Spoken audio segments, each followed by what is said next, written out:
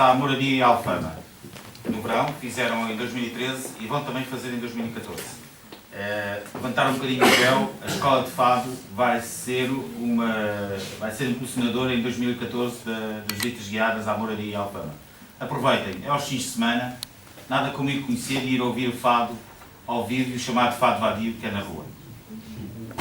Obrigada.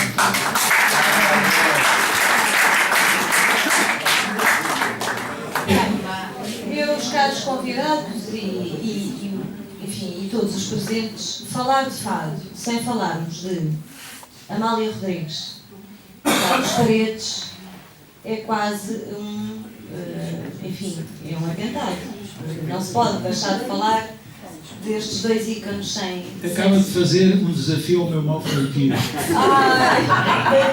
Eu não tive a oportunidade de conhecer. Primeiro, Carlos Paredes foi um genial guitarrista. Exatamente. Que fez subir a guitarra a níveis superiores, quer do fado de Lisboa, quer do fado de Coimbra, Exatamente. mas nunca tocou fado.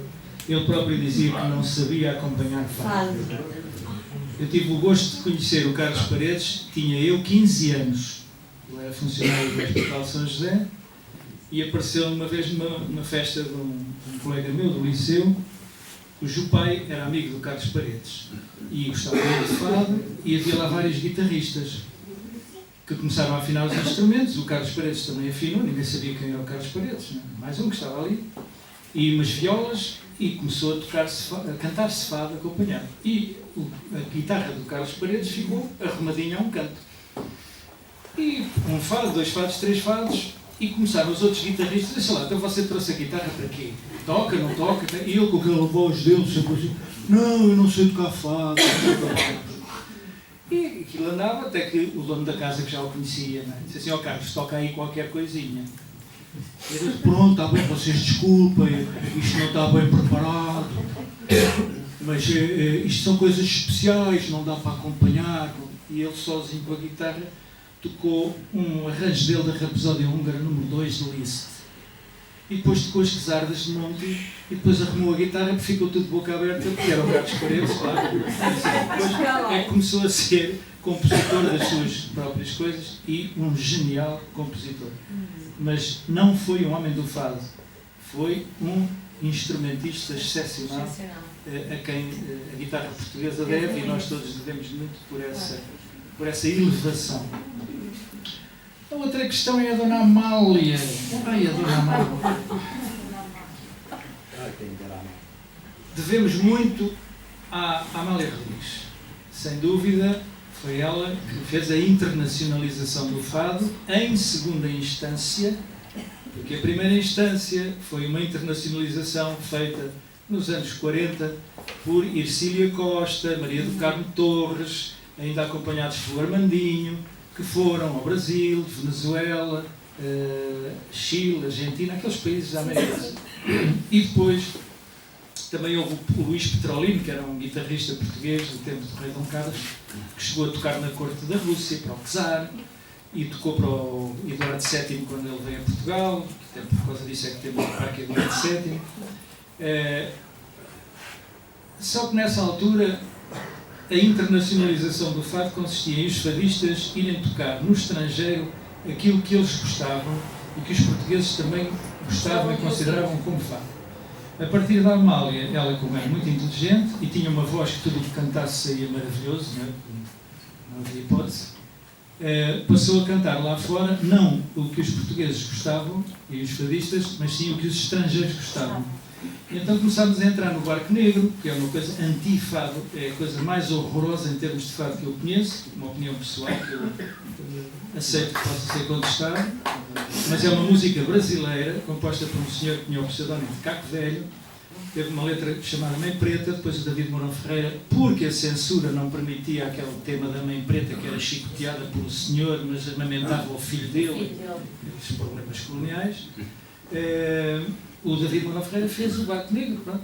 A Amália cantou aquilo, como cantou muitas outras coisas, e o exemplo mais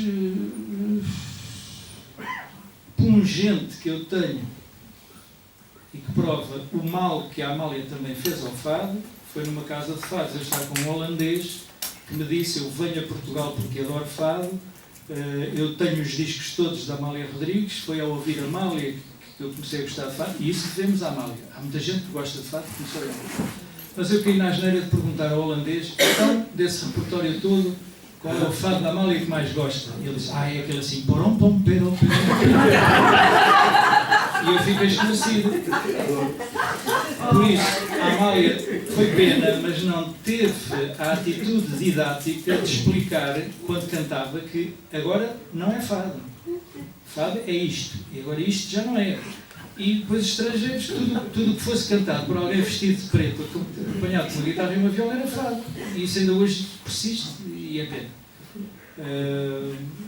É claro que não vou negar de maneira nenhuma o valor da Amália. A Amália era um espanto. E era tão espantosa que eu tive acesso agora a umas gravações feitas no México, nos anos 50, que apareceram agora e que eu estou a propor a Valentim de Carvalho, ver se eles querem aproveitar aqui. A Amália a cantar rancheras e boleros não se distinguia de um autóctone, porque cantava com as entoações e a pronúncia própria da América Latina, não era de Espanha. Ela tinha essa capacidade genial e tinha percebido, evidentemente, que era muito inteligente, que não podia fazer uma carreira internacional só com fado tradicional. Ela dizia, se eu cantasse o fado tradicional, a assistência adormece, e tinha razão. Pronto, mas depois teve aquelas falhazinhas, chamemos-lhe assim, mas que não lhe tiram valor, de maneira nenhuma. Nuno, tens alguma outra opinião sobre a Amália? Tenho outra opinião. Eu tenho uma admiração ilimitada pela Amália e gosto de ouvir cantar tudo. Evidentemente há várias Amálias. Há a Amália fadista e há a Amália do Perrumpero. Agora, tu tens razão, quer dizer, não era possível a Amália internacionalizar o fado como fez. Se fosse para o Japão, para a Europa, para o Brasil, cantar apenas fado tradicional. Ninguém faz isso. Não? E hoje em dia também ninguém faz isso, não é possível.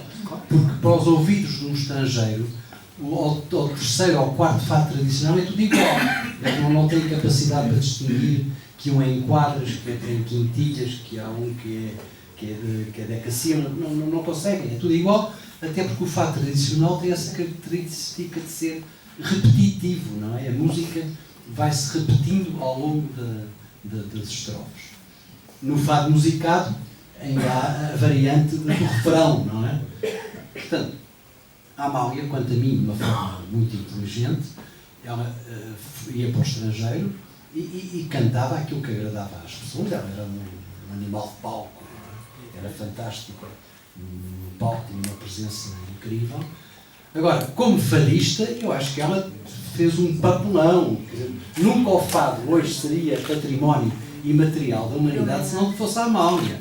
Porque a Amália começou a cantar os fados tradicionais quando em 1939 se profissionalizou, mas logo a seguir ela apanha o Valério, não é? O Valério era um grande compositor que percebeu, o próprio Valério se valorizou com a Amália, há ali uma simbiose, não é? E faz aquelas coisas fantásticas, o Aimoraria, o Fado Malhoa, o Maria da Cruz, que os críticos na altura diziam isto não é fado, não é? Mas na voz dela era fado, porque ela fadistava tudo o que cantava. Mas isso também a minha fazia. E depois, mais tarde... Não punha a voz, era outra voz. Era outra. E mais tarde, quando se pensava, já na década de 60, não é? Quando se pensava que o modelo estava esgotado, aparece um senhor chamado Alain Alemã, que lança novamente a Amália. São músicas fantásticas que ele fez. Aquele disco Com Que Voz, não é? Sim. Só com mas é que músicas eu ia dizer que ao lado do Barco Negro eu ponho o Com Que Voz como a coisa mais antifado que se pode imaginar. O Com Que Voz é absolutamente horroroso. Eu não acho nada. Eu achei que é salutar. Eu acho que o Alemã percebeu. O Alemã também é inspirado pela Amália. Não é a Amália que vai buscar coisas já feitas pelo Alemã. O Alemã faz coisas a pensar na Amália, não é? E compunha ao piano e tal. E depois tinha aqueles grandes guitarristas, como o Afonso Rocha e o José Nunes, que faziam as adaptações, digamos, fadísticas, não é? Mas também isso provocou na época grande celeuma. Há aquela história muito conhecida do Zé Nunes, não é? Quando ia gravar para o estúdio e que dizia assim com um ar entre resignado e maçado: bom, vamos lá às óperas. As óperas eram Aquelas coisas do Anaúma que hoje nos parecem fado, quer dizer, chega. Já com pouco voz, não? E que bom que os nossos convidados não estarem em acordo com tudo. Nós estamos aqui também para aprender e ver o ponto de vista de um e do outro, enfim, isto, o fado é algo...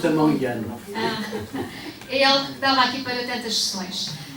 Aos poucos vamos nos aproximando aqui do final das nossas conversas. E eu queria agora falar um pouco... Parece que há ali uma... E no meio de tanto fado, ouve-se falar em Fernando Maurício.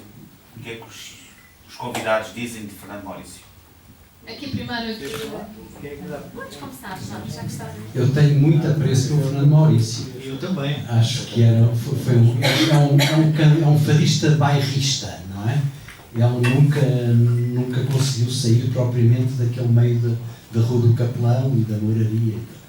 Mas por alguma razão ele é o ídolo do fado popular, não é? E também por alguma razão deixou tantos seguidores. O Fernando Maurício é dos poucos fadistas que fez escola, não no sentido da escola de fado da Moraria, fez escola no sentido de ter continuadores, embora nem sempre muito felizes, não é? São os chamados mauricianos, imitadores. Mas criou de facto uma escola.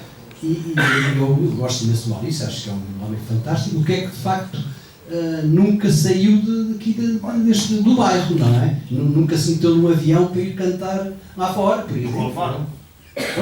Parece que ele não gostava de Ele nada não de gostava de avião. andar de avião, também é o que eu sei. Eu gostava de trazer a esta discussão um fator que é o da autenticidade. E para mim isso é uma pedra de toque. O Fernando Maurício está dentro dessa autenticidade fadista, como esteve o Alfredo Marceneiro, nunca apanhou um avião nem um barco para ir cantar fora daqui, ou como está, e depois agora entramos em nomes que eu tenho a certeza que não são conhecidos. Ivone Dias, tem quase 70 anos, se não tiver quase 80, canta todas as noites por Alfama, uma voz excepcional. Fátima Fernandes, outra. Nós não vemos estas pessoas, no entanto, são as mais autênticas dentro da comunidade fadista, porque vivem o fado na sua autenticidade como vivência, porque não têm aspirações de carreira discográfica nem de palco e, portanto, continuaram sempre fadista, ao passo que os outros passam a artistas de variedades, que é uma coisa diferente. Entram no show business, no marketing musical, e a própria necessidade de irmos buscar palavras estrangeiras para definir isto já é uma prova da falta de autenticidade que nós temos que aceitar como natural, e até um dever. O fadista tem o dever de subir os patamares até chegar onde chegou o Carlos do Carmo, e a Marisa, e o Camané, e a Carminha, etc.